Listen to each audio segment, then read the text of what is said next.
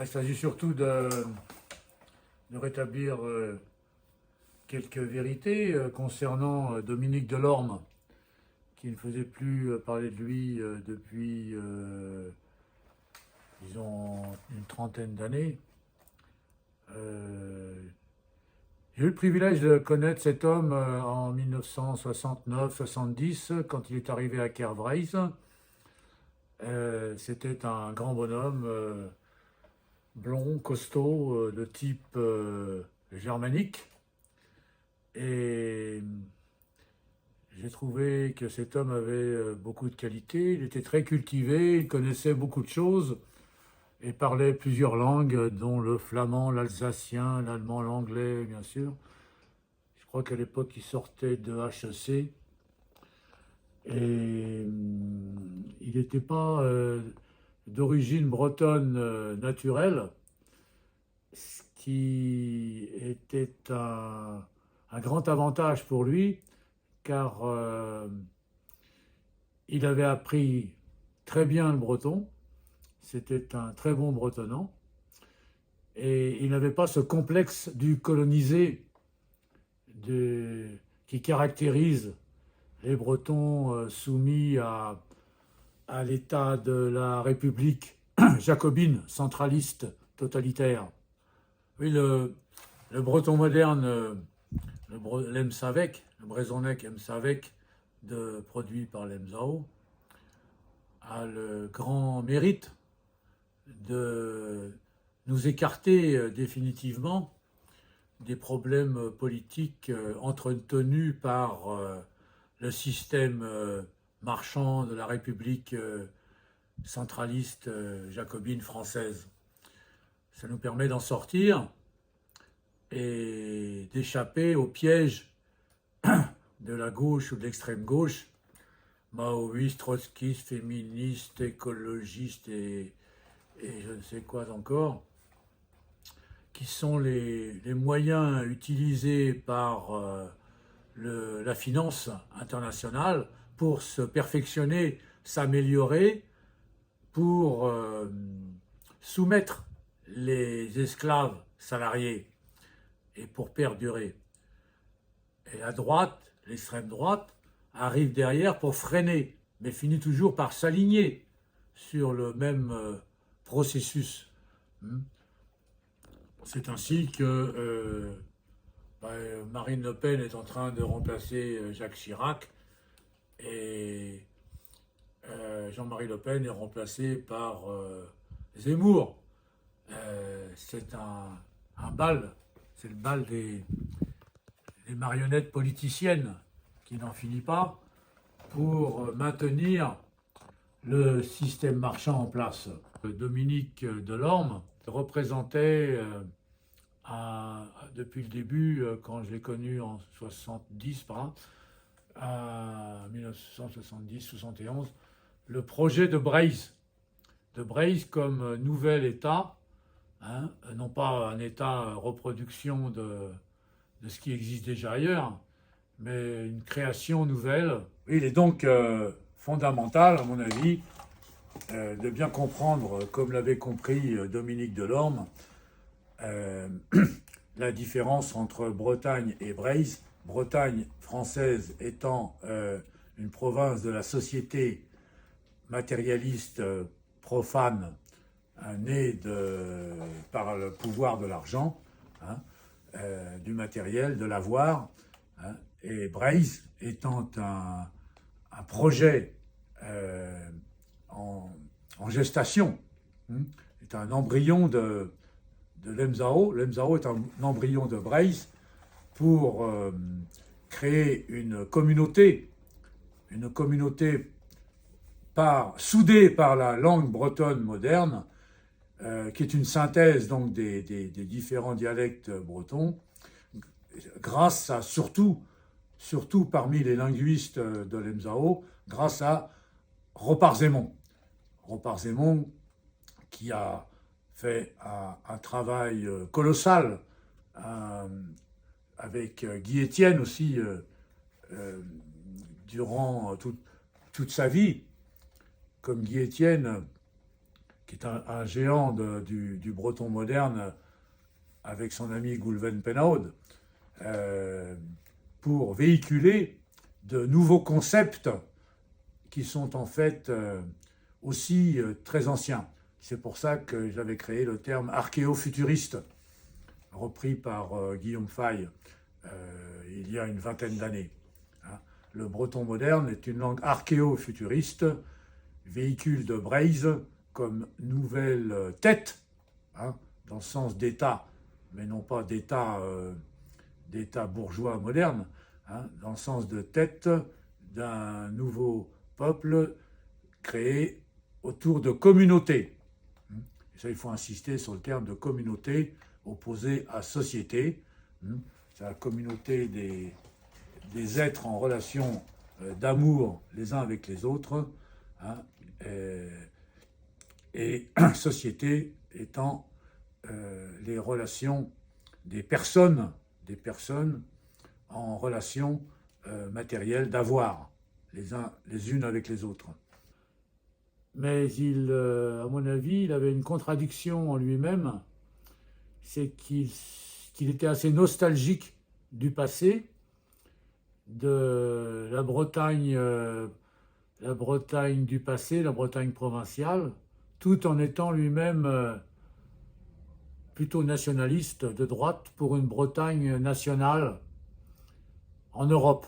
C'était un grand Européen, il avait une grande conscience européenne, de par ses études de différentes ethnies européennes dont il était d'origine, car il était aussi d'origine helvétique, je crois.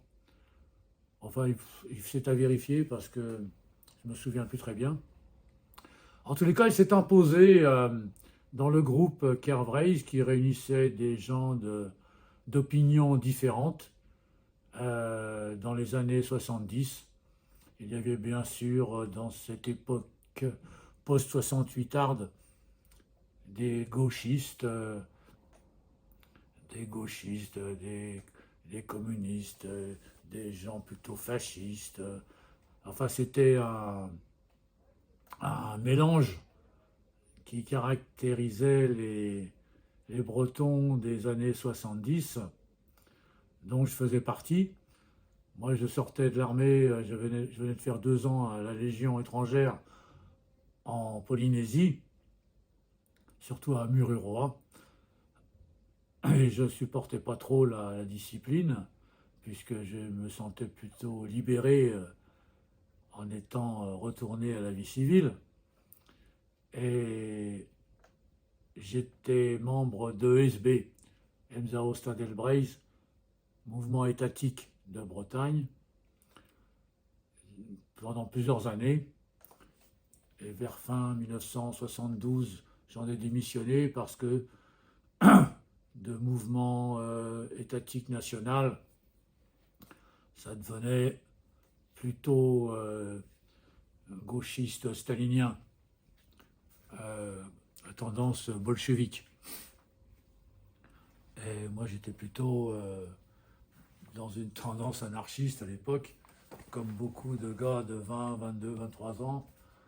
J'avais 24 ans, 72, enfin bref. Et je fréquentais beaucoup les gens du PSU. Et nous avions, avec quelques camarades, publié une brochure de critique du militantisme. Le militantisme, stade suprême de l'aliénation.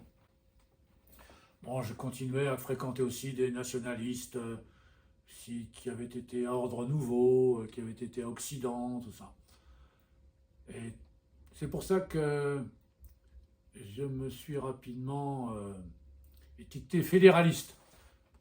Le fédéralisme consistant à fédérer les peuples différents et les gens d'opinions différentes et les militants de partis différents, qui se trouvant tous au niveau matériel de la société, avec un niveau de conscience pas très spirituel, se retrouvent en conflit mais sur un terrain beaucoup plus physique, énergétique et psychique que métaphysique, donc que politique, au sens historique du terme. Et donc cette formation que j'avais me mettait en conflit avec Dominique Delorme. Et nous avions des discussions assez virulentes souvent. Car ce gars était un révolutionnaire européen et en même temps il était réactionnaire, conservateur, au sens du passé breton. Il avait du mal à se faire au passé de la Bretagne provinciale de la République française, cette Bretagne morte. Et on ne fait pas revivre les morts. Mais comme beaucoup de gens du mouvement breton, il avait la nostalgie de ce passé, tout en étant futuriste au niveau européen. Et il fréquentait les gens du Grèce, tout ça, comme moi-même je les ai fréquentés. Et je pense que cette contradiction interne, puisqu'il n'était pas d'origine bretonne au sens breton pur beurre, et qu'il était très européen et européiste, cette contradiction interne faisait qu'il était en contradiction aussi avec les gens qui l'entouraient, avec son environnement. Et cette violence intérieure le rendait assez violent par rapport à l'extérieur, quoi. Ça fait qu'il était à la fois très sympathique, qu'il pouvait être très sympathique et très antipathique. C'est-à-dire qu'il c'était assez instable chez lui. Enfin, de toute façon, Kervrège était un foyer, et est toujours un foyer culturel, fédéraliste, puisqu'il a été créé en 1938 par Yann Fouéré, théoricien du fédéralisme en France et en Europe. Hein. Et comme je l'ai souvent rappelé,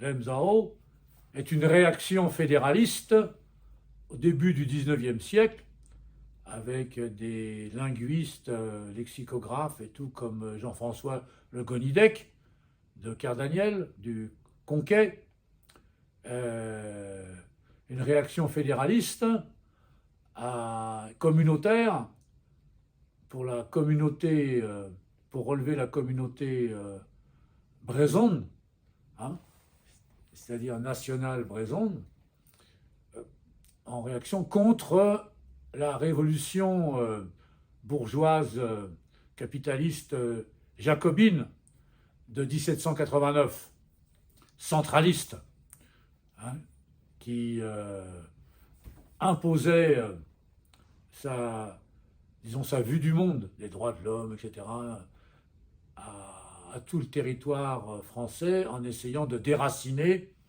et de briser les identités locales.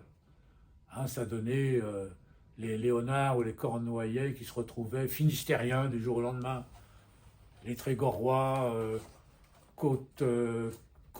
Côte-Armoricains maintenant, à l'époque je ne sais plus comment on les appelait, les Côtes du Nord, les Vantais qui se retrouvaient Morbihanais, etc., etc. Cette volonté de détruire les identités au profit de l'amalgame dans le monde marchand, et pour adapter les hommes à la marchandise, hein, a suscité les réactions donc à partir du 19e siècle en Bretagne et ailleurs, en Corse, en Alsace et tout, qui ont donné un mouvement fédéraliste, régionaliste, jusqu'à la fin du 19e, ce qui a donné la naissance ensuite au Collège des druides bardes et ovates de Bretagne, une nouvelle élite celtique.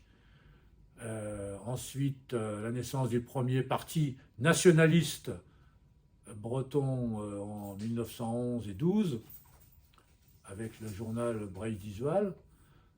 Ça a malheureusement été étouffé par l'effroyable boucherie de la guerre de 14-18 pour éliminer les ouvriers gênants dans le monde marchand qui se développait beaucoup à l'époque grâce au colonialisme, aux capitaux rapportés par les colonies en France, en Allemagne, etc.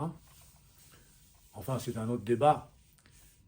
Enfin, l'Angleterre s'est débrouillée pour que la France fasse une guerre à sa place à l'Allemagne, en grande partie à sa place, pour éliminer ce concurrent allemand qui avait développé beaucoup ses machines-outils et sa marine. Ensuite est né le mouvement Breizh-Atao, dont faisait partie mon grand-père paternel, comme il faisait partie des créateurs du Parti nationaliste breton avec Camille Le Mercier-Derme, juste avant la guerre de 14.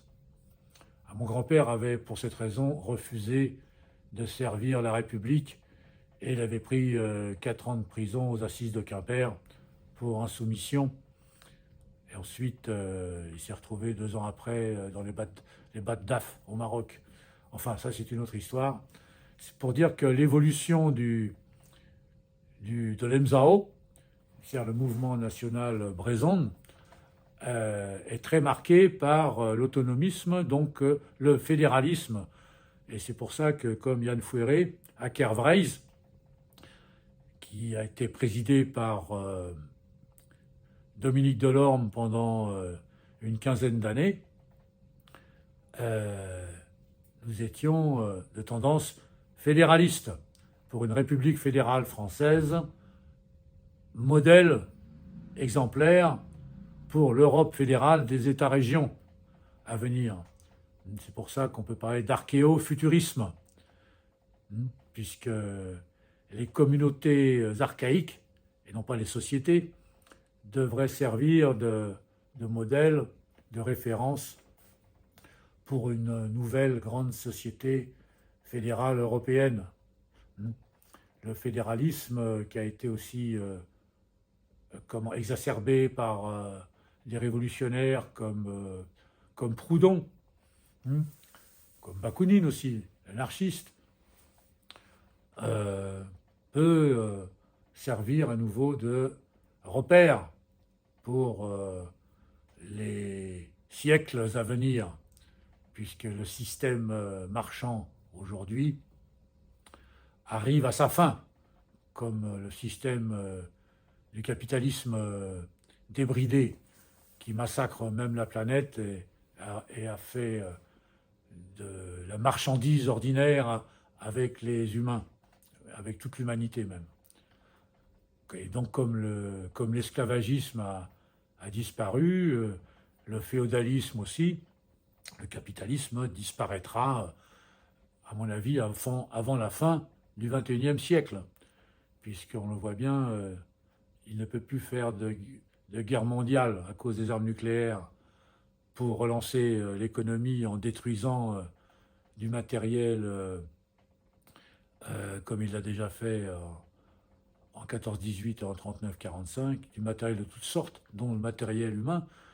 Et donc il est obligé de faire des petites guerres maintenant à droite à gauche, comme en Syrie, en Libye, en Irak, en Afghanistan, en Ukraine, bientôt au Soudan, en Afrique et tout.